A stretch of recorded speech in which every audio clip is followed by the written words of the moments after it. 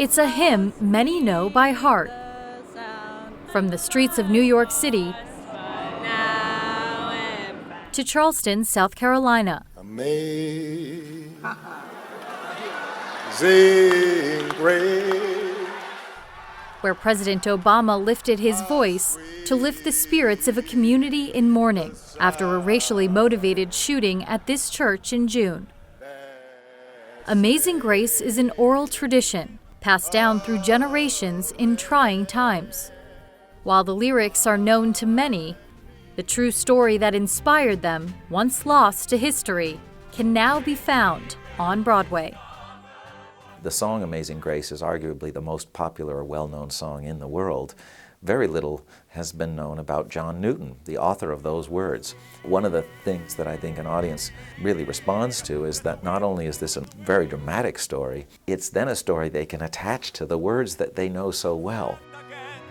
New York's newest musical tells the story of John Newton, an 18th century slave trader turned abolitionist who penned Amazing Grace during his darkest days. While traveling through West Africa, Newton was betrayed by his crew and forced into slavery.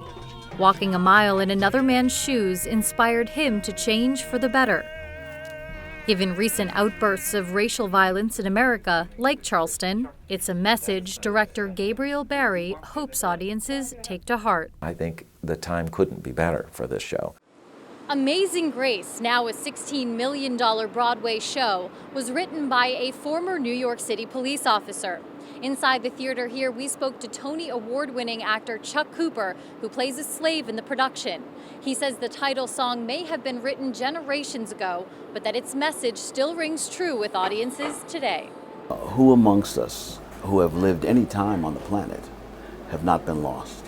When you find your way through that and you find an artistic expression that captures that, which this song does, it's very powerful. It's a song about second chances that has stood the test of time. And from a church in Charleston to a theater in Manhattan, its message of hope is still ringing out, loud and clear. Patrice, New York.